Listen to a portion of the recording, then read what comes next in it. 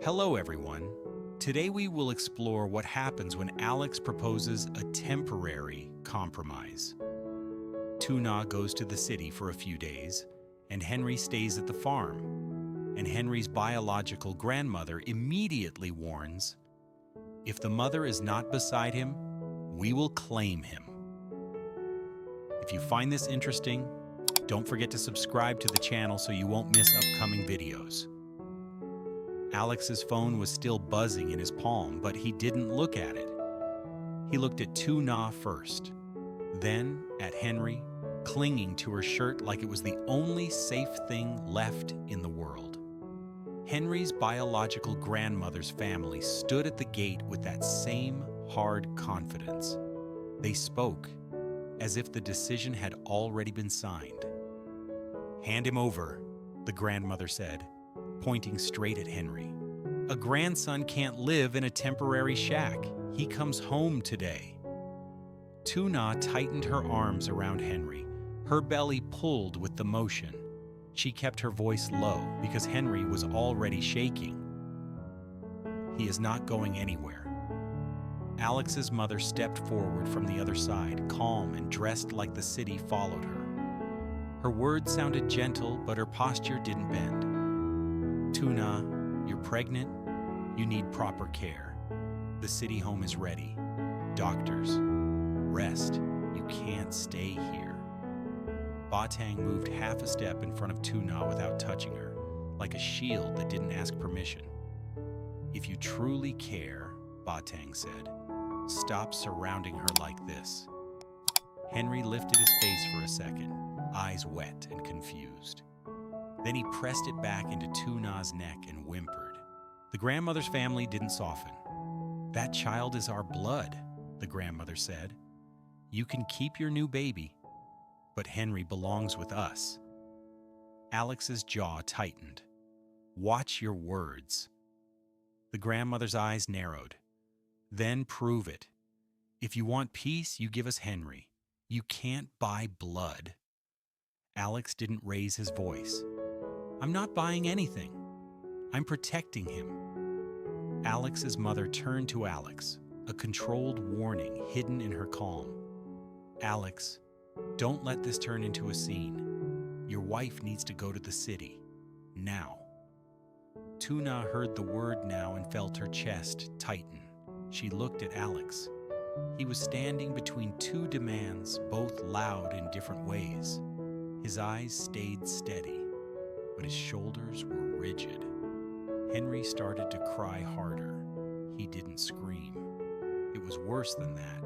It was the thin, frightened cry of a child who thinks he's about to be left. Batang leaned close to Tuna's ear. "Don't let them talk about him like he's a bag," she said. Tuna swallowed and spoke to the adults, not to Henry. "He can't understand every word," she said, "but he understands enough. Stop." The grandmother laughed once, sharp. "Then stop making him live like this. A wooden house, a farm, rumors. We will raise him properly." Alex's mother nodded as if she agreed, then redirected it. "Exactly. Proper.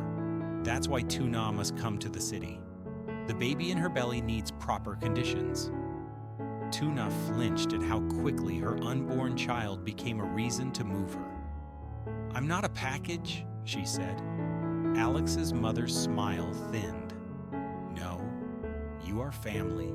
That's why I'm taking responsibility," Batang answered before Tuna could. "Responsibility is not control." The grandmother cut in, impatient. "Enough talking. Give him to me." Her hand moved forward, not close enough to grab, but close enough to threaten. Henry jerked and cried louder. Tuna stepped back. The movement made her dizzy for a second. Alex reacted instantly. He shifted his body in front of Tuna and Henry. "Don't touch them," he said, voice flat. The grandmother scoffed. "You want to block me? You're not his father." Alex didn't blink. "I'm the one standing here. That's enough." Alex's mother's tone sharpened. "Alex, This is not how to solve it. How do you want me to solve it? Alex asked. By letting someone take a child from his mother? Alex's mother looked directly at Tuna. By taking you to the city and letting this farm cool down. Tuna stared at her. So your solution is to remove me. It's to protect you, Alex's mother said quickly. Your stress is dangerous. You know that. Batang's voice stayed steady. Stress is dangerous, so stop creating it. The grandmother leaned on the opening like she was waiting for it. Yes, she said. Take Tuna to the city. We take Henry. Everyone gets what they need. Tuna's arms went stiff. No. Henry heard her tone and lifted his head. His eyes were wide.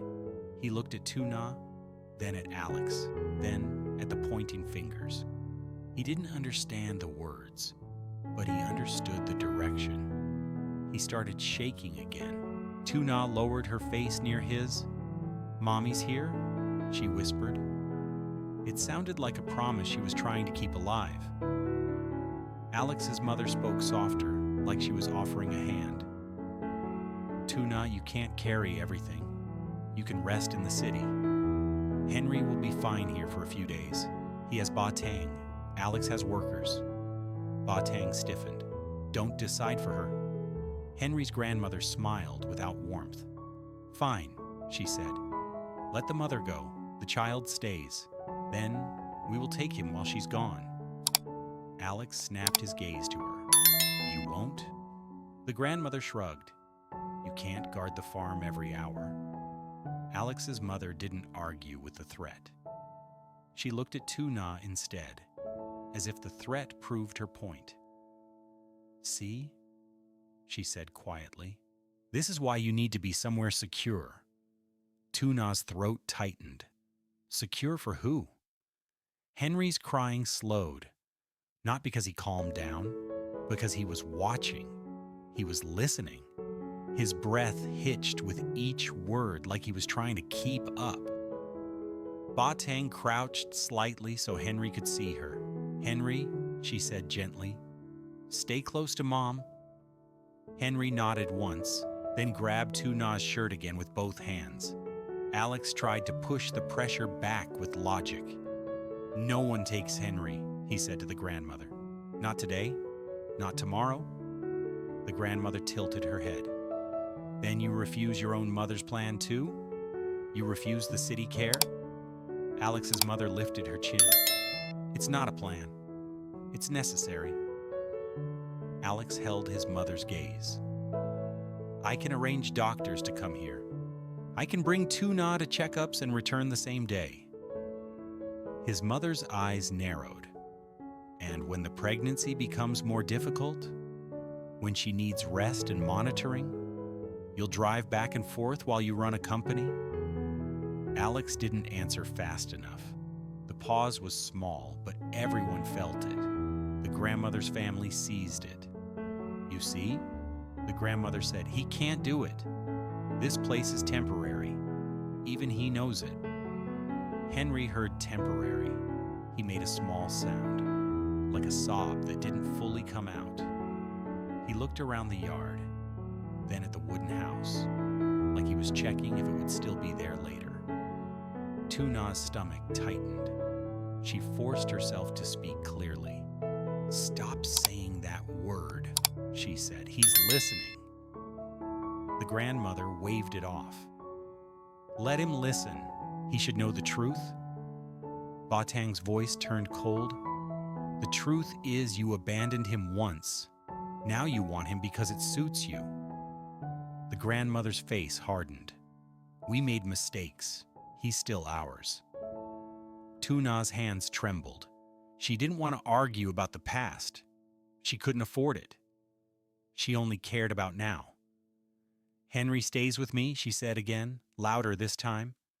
Alex's mother cut in, the calm slipping. And what about the baby inside you? Do you want to risk that baby because you refuse help? Tuna's breath caught. The sentence was built to corner her. If she refused, she looked reckless. If she accepted, she lost Henry. Alex saw it too. He stepped closer to Tuna, voice lowered. "Let me speak," he murmured. Then he faced both sides. "We do it temporarily," Alex said. Tuna's heart sank before he even explained, because the words sounded too close to the one Henry feared. Alex went on quickly. "Tuna goes to the city home for a few days, just to rest and get checked. My mother can feel reassured." His mother nodded immediately. "Yes. And Henry stays at the farm," Alex said, turning to the grandmother. "With Ba Tang, with people around, safe. No one touches him." The grandmother smiled again, slow and pleased. "Good," she said. "So his mother won't be here." Tuna's voice tightened. "I can't leave him." Alex's mother answered smoothly. "You're not leaving him. You're taking care of your pregnancy. Henry is right here. You can video call. You can come back." Henry heard "come back" and started crying again. He shook his head, small and frantic. "No," he said, barely a word, more a sound. Tuna pressed her cheek to his hair. "I'm here," she whispered. The grandmother leaned forward, eyes sharp. "Listen carefully," she said to Alex, but her gaze stayed on Tuna. "If the mother is not beside him, we will claim him. We will say the child is neglected. We will say the farm is unstable. We will take him." Alex's mouth tightened. "You won't say anything?" The grandmother shrugged. "People will listen to blood, not to a woman with a new pregnancy." Tuna froze. She felt Henry's fingers trembling against her skin. Ba Tang stepped forward. "You are threatening a pregnant woman," she said. "You are threatening a child who is already afraid." The grandmother's family didn't deny it. "We're stating reality," she said. "A mother who walks away loses her right." Tuna looked at Alex, eyes pleading. "If I go, they will take him." Alex held her gaze. "I won't let them." Alex's mother reached her hand toward Tuna, not touching, but offering. "Come," she said softly. "Just a few days." The grandmother pointed toward Henry at the same time. "And we will be back," she said, voice sweet as poison. Henry clung to Tuna and whispered, broken and clear, "Mommy, stay." Tuna's chest tightened so hard she could barely breathe. She looked down at Henry's face and saw fear that didn't belong in a 1-year-old. Ba Tang's voice dropped, urgent. "Tuna," she said, "if you stay quiet, they will decide for you." Tuna swallowed. She felt her body shake once, then she forced it still. She had spent too many years surviving by staying small. She could feel that habit trying to swallow her again. Alex's mother's tone sharpened. "Tuna, don't be stubborn. This is care." The grandmother's family nodded. "Yes, care," she repeated, then added, "So let the boy go where he belongs." Tuna took a slow breath. One hand pressed her belly, the other tightened around Henry. She stepped back toward the wooden house, not running, just refusing to be pulled forward. Alex's mother's eyes narrowed. "What are you doing?" Tuna didn't answer yet. Her throat burned. Henry's sobs pressed against her skin. The grandmother moved, as if to follow. Alex shifted immediately, blocking the path with his body. "Stay there," he said, voice low. The grandmother stopped, but her eyes stayed fixed on Henry like she was already counting steps. "You can block me today," she said. "You won't block me tomorrow." Alex's phone buzzed again, loud in the silence. He didn't look. He didn't answer. But the buzzing made everyone remember there were other pressures waiting. Alex's mother glanced at the phone, then at Tuna. "Your husband can't pause his life," she said. "So you need to move." The grandmother smiled. "And when she moves, We take Henry." Henry heard his name again and cried harder, like the word was being used as a rope. Tuna finally lifted her head. Her voice came out low, shaking, but it came out. "Stop talking like he's not here," she said. "Stop deciding as if I'm not here." Both older women looked at her, surprised by the firmness. The yard tightened again, like everyone was holding breath. Tuna stared at Alex's mother first. "You want the city?" she said. "But you don't get to take me away from my child." Then she looked at Henry's grandmother. "And you?" she said, voice trembling. "You don't get to claim him when he's crying in my arms." Henry clung tighter and whispered again, "Stay." Tuna's eyes filled. She blinked hard and kept her voice steady. "I'm done being quiet," she said. Alex's mother's calm cracked. "Then what do you want?" Tuna opened her mouth to answer, and she realized the answer would make enemies on both sides. If she said no to the city, she would be called ungrateful and reckless. If she agreed to the city, Henry would learn that fear wins. Henry cried against her chest, waiting. Alex stood between the two families, waiting. Tuna's lips parted again, ready to choose out loud.